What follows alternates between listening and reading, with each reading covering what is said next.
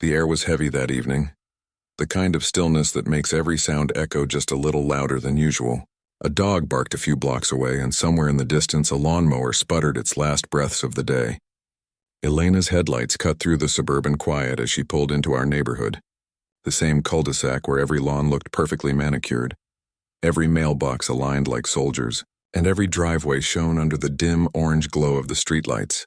She had been working late at the bureau, her mind still half-tangled in case files, surveillance logs, and names that never seemed to disappear from her memory, no matter how much she tried.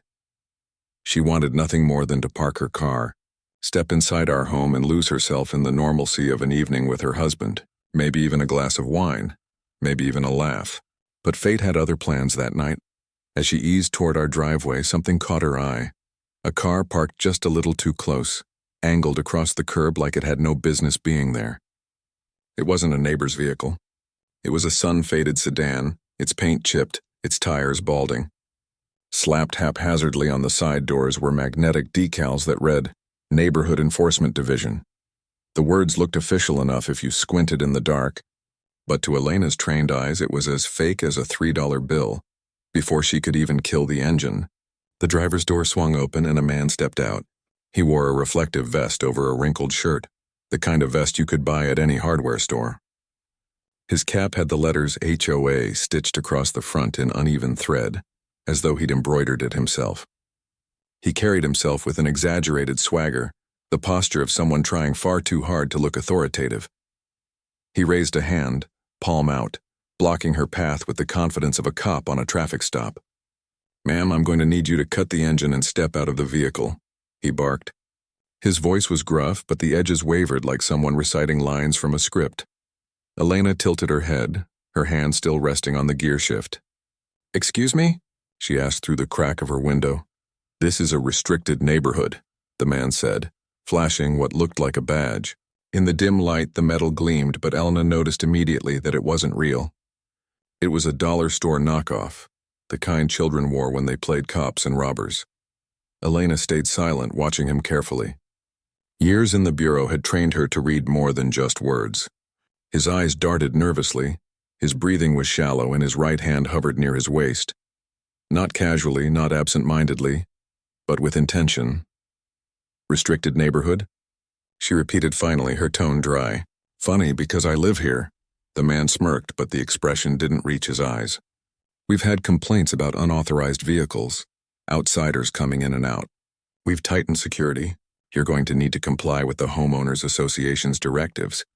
Elena wanted to laugh. She knew our HOA was obnoxious at times, but they weren't bold enough to send out fake cops and run-down cars. Whoever this man was, he wasn't official, not by a long shot. But she didn't laugh. She just looked at him the way she might look at a suspect in an interrogation room, waiting for the mask to slip. That's when his hand moved, just slightly, just enough for her to catch the glint of steel. The world seemed to slow. From beneath his vest, the man pulled a pistol. It wasn't pointed directly at her yet, but it didn't need to be.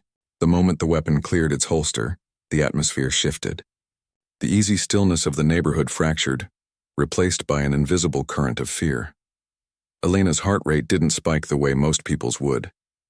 Years of training kept her calm, her body still, her eyes locked on his. The man, however, was not calm. His grip on the gun trembled ever so slightly, his finger twitching near the trigger guard. He wanted power, but fear was eating him alive. "Step out of the car," he ordered, voice cracking despite his attempt to sound firm. Now, across the street, curtains shifted. A neighbor peered out, then quickly retreated into the shadows. Another porch light flicked on, someone else catching a glimpse of the scene but too afraid to step outside. The cul-de-sac had become a silent stage, and Elena and this imposter were the unwilling actors. She lowered her window a little further, her voice even, deliberate. "You sure you want to do this?" The man blinked, momentarily thrown off by her tone. Most people pleaded. Most people cried. But she wasn't doing either. "I said get out of the car," he snapped, stepping closer. The muzzle of the gun wavered now, moving between her face and the windshield. Elena glanced at his badge again, then back to his eyes. She saw the sweat beating at his temple, the nervous tick in his jaw. He wasn't a hardened criminal. He wasn't even a real cop. He was a man desperate for control, and desperation made people dangerous. "Who sent you?" she asked suddenly. The question cut through his facade like a blade. His brow furrowed, his mouth opened, then closed. For a fraction of a second, his mask slipped, and she saw the boy underneath the costume, the pretender who'd bitten off more than he could chew. But then he shook his head and barked louder, almost shouting to drown out his own nerves.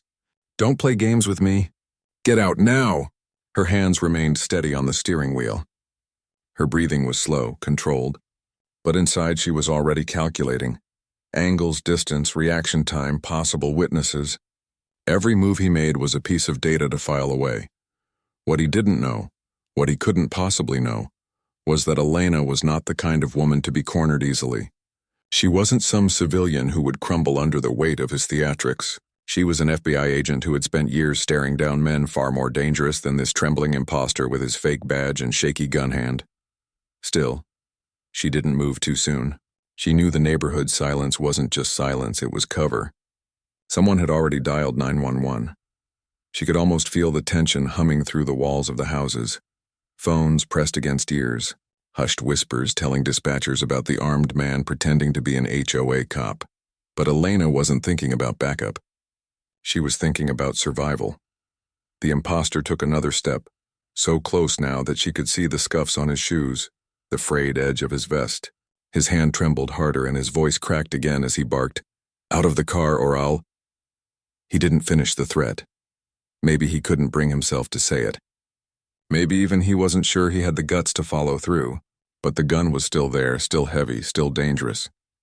Elena's lips curled into the faintest hint of a smile. Not mocking, not amused, but something subtler.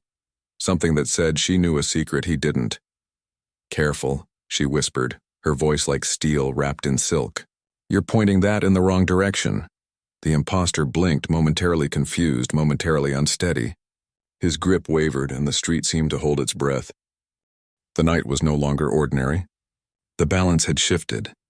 The fake cop thought he was in control, but in that moment, with those words, Elena had flipped the script, and deep down, somewhere he didn't want to admit, he knew it. The moment hung heavy in the air, stretched taut like a wire about to snap.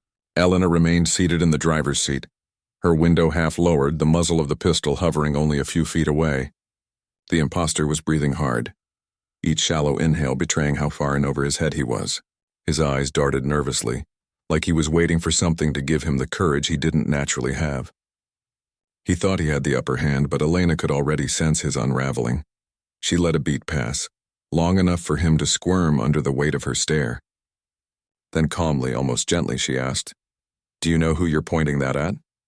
Her voice wasn't sharp or panicked. It was controlled, measured, like an interrogator carefully loosening the seams of a suspect's story. The man blinked, visibly thrown. People begged at gunpoint. They cried, cursed, pleaded. They didn't talk like this. He faltered, his free hand twitching at his side. "You don't get to ask questions," he snapped, though the force behind the words was fading. "I'm in charge here." "Out of the car." Elena's eyes flicked to the weapon.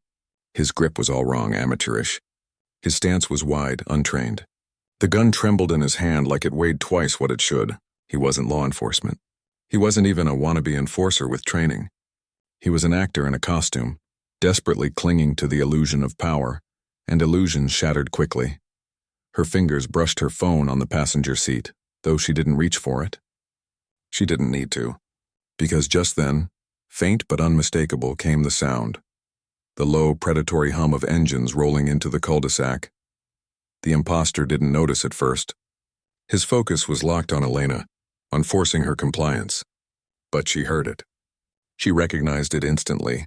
Her lips curved almost imperceptibly, a private signal of satisfaction. The hum grew louder, tires crunched against asphalt, and then suddenly the imposter stiffened. From the corner of his eye he caught the gleam of headlights. One black SUV slid into view, then another, then another. They weren't ordinary vehicles. They were government issue, dark, reinforced, fitted with lights hidden behind the grille. They flanked the street like predators circling prey, moving with quiet surgical precision. The imposter spun halfway around, his gun jerking clumsily in his hand. For the first time the bravado cracked fully. "What the who?" His words stumbled out, jagged and unfinished. The SUVs braked in unison. Doors flew open. Boots thundered against pavement. And then came the chorus of voices, sharp and commanding, trained to cut through chaos like steel. Drop the weapon. Now put the gun on the ground. Hands where we can see them. Floodlights burst from the SUVs, bathing the street in blinding white. The imposter raised his arm instinctively, squinting against the glare. His pistol trembled more violently now, jerking between Elena and the armed figures closing in on him. He was no longer the predator. He was prey cornered under the gaze of wolves.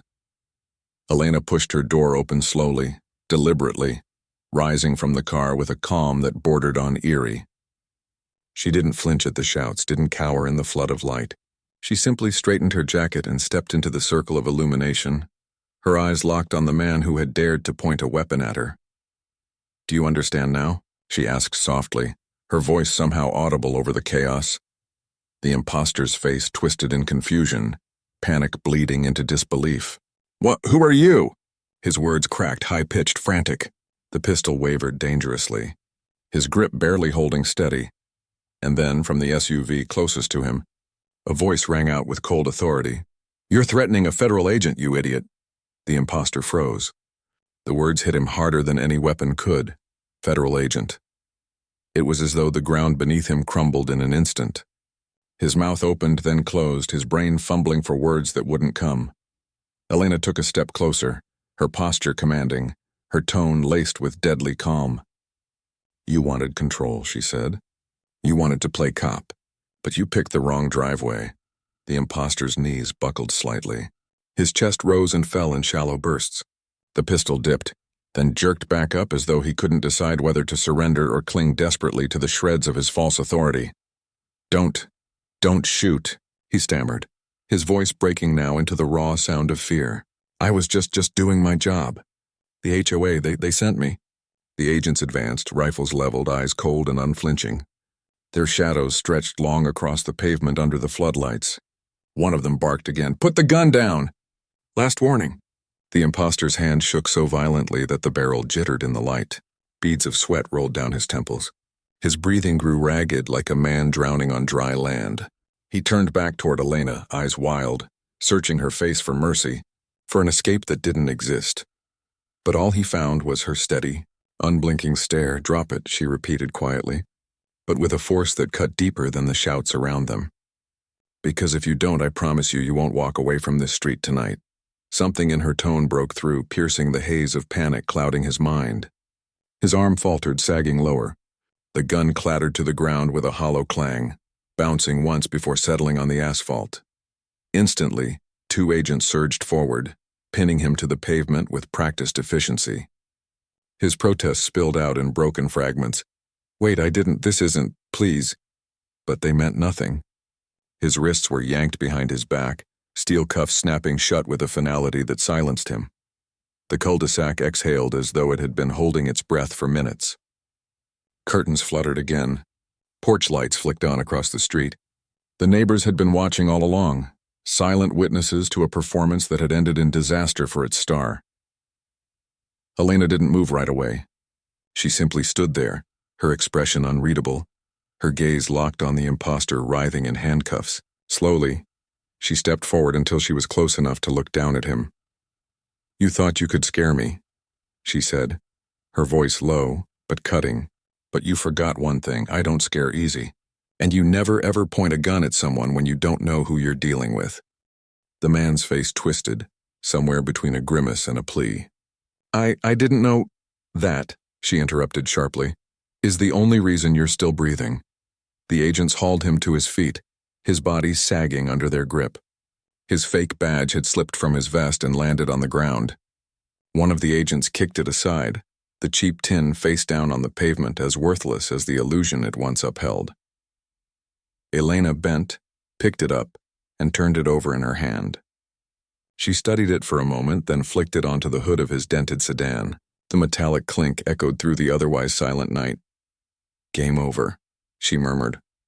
The imposter swallowed hard, his eyes darting between her and the armed men surrounding him. Whatever bravado he had carried with him into this confrontation was gone. stripped away layer by layer until nothing remained but raw, quivering fear, and standing in the center of it all was Elena, calm, unshaken, her authority undeniable. The hunter had become the hunted. The pretender had been exposed, and the night that began with a trembling pistol in her face had ended with the entire neighborhood, realizing exactly who Elena was and just how badly their intruder had chosen the wrong target. The gun lay, abandoned on the asphalt, its barrel glinting under the harsh floodlights. The imposter's breathing came in ragged gasps as the agents forced him against the hood of his car, the reflective vest crumpling under the pressure of their hands, his cheek pressed into the cool metal, his fake authority bleeding out into the night like a bad disguise stripped away under too much light. He whimpered, the sound of a man who realized every ounce of control he thought he had was gone. "Cuff him," one of the agents ordered, his voice flat, unshaken. The sound of steel clicking shut around the imposter's wrists punctuated the scene like a gavel at the end of a trial. He sagged in their grip, no longer fighting, his knees trembling so violently the agents practically held him upright. Elena stood only a few feet away, her expression carved from stone. She had seen men like him before, men who wore masks of power without earning them, who mistook fear for respect. She studied him with that same clinical detachment she used when facing suspects in interrogation rooms. But this was different. He hadn't just been some fraudster in a cheap vest. He had crossed a line. He had pulled a gun on her in her own driveway, thinking she was just another civilian who would cower at the sight of a pistol. She stepped closer, her heels clicking against the pavement, deliberate and steady. The imposter flinched when he noticed her approach, his eyes wide, darting like a trapped animal's. He opened his mouth, words spilling out in a desperate jumble. "I didn't mean, it wasn't supposed to go this far. I was just doing my job. They told me to scare people, that's all." Elena tilted her head, her gaze piercing. "Your job?" she repeated, her tone cutting. "Who exactly do you work for?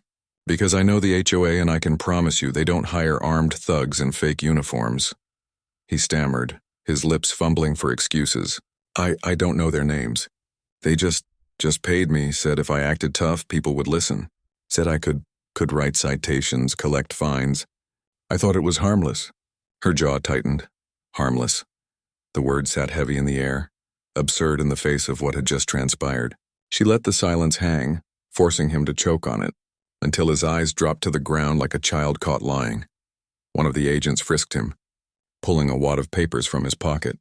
Crude citations typed on cheap printer paper, stamped with a logo that barely resembled anything official. They fluttered in the breeze as the agent flipped through them. "Counterfeit," he muttered, disgust curling his lip. "You've been shaking down homeowners with this garbage?" The imposter whimpered again. I wasn't going to hurt anybody." The gun, it wasn't loaded. Another agent stepped forward, holding the weapon. He pulled the slide back, the sound ringing sharp in the night. A bullet ejected, bouncing on the asphalt. "Not loaded, huh?" the agent said coldly. The imposter's face went pale. He tried to speak, but only a strangled noise escaped his throat. His lies were crumbling faster than he could patch them together. Elena crouched slightly so her eyes were level with his, forcing him to meet her gaze. "You pulled a loaded gun on me," she said. Her voice calm, but beneath the calm was something razor-sharp, something that made his breath catch. "Do you have any idea what kind of hole you've just dug for yourself?" Tears welled at the corners of his eyes, his entire body trembling in the flood of humiliation and terror. "Please," he whispered, I didn't know who you were." "That's the problem," she said, her tone low but firm. "You never know who you're pointing a weapon at. Tonight it was me.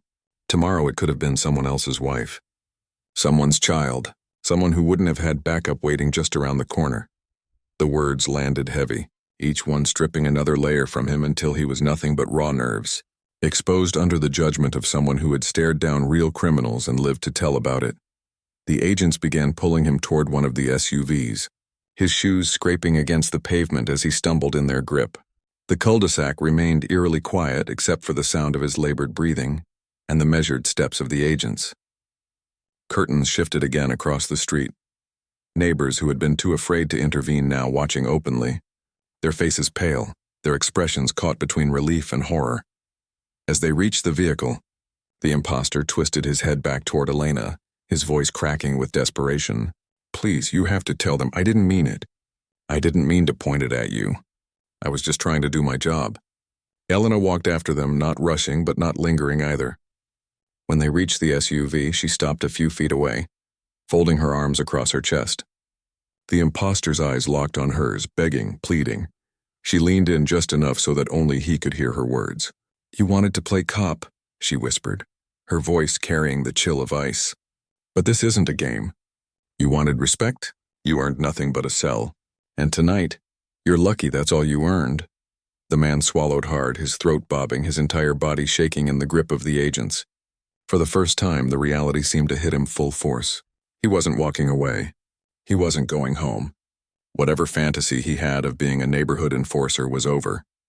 The agents shoved him into the back of the SUV, the door slamming shut with a thud that reverberated through the still night. The sound was final, a punctuation mark at the end of his charade. Elena straightened, turning her gaze to the neighbors who now stepped timidly onto their porches. Eyes wide, whispers traded between them, their fear slowly ebbing into curiosity. For years they had lived under the constant annoyance of HOA rules and faceless authorities. But tonight they had witnessed something entirely different. An imposter exposed, a fraud dismantled, and one of their own revealing she was far more than she seemed. One neighbor, an older man in a bathrobe, called out hesitantly, Is it over?" Elena's eyes softened just slightly as she looked around at them, their worried faces illuminated by porch lights and flood beams. "It's over," she said simply. The words carried farther than she expected, rippling through the cul-de-sac like a bomb, easing the tension that had gripped every home. Slowly, people emerged further, husbands holding their wives' hands, parents clutching children, all of them drawn by the surreal scene unfolding in their street. The agents began collecting evidence, the fake badge, the counterfeit citations, the weapon now bagged and tagged. Their efficiency was clinical, detached, the way only professionals accustomed to dismantling lies could be. Elena, however, lingered in the moment. Her eyes drifted back to the SUV where the imposter sat hunched, his silhouette barely visible through the tinted glass. She thought about the arrogance in his voice when he'd first approached her car, the way he had believed his cheap props and shaky confidence would be enough to cow her. She almost pitied him. Almost. But pity didn't erase the danger he'd posed. Pity didn't excuse pointing a loaded weapon at someone in their own driveway. He had chosen his role, and now he was learning what happened when the curtain fell. The night settled again, the hum of insects returning, the air heavy but calmer than before. One by one, the SUVs began to pull away, their headlights cutting through the darkness as they carried the imposter into custody. The floodlights dimmed, the harsh glare fading, leaving the neighborhood bathed once more in the softer glow of street lamps. Elena stood alone in the driveway for a long moment after the last vehicle disappeared down the street. The silence returned, but it wasn't the same silence as before. It was deeper, heavier, filled with the memory of what had transpired. She finally turned, walking toward the front door of our home. Her footsteps were steady, her shoulders squared. She wasn't rattled, she never was. She carried herself like someone who had stared danger in the eye and refused to blink.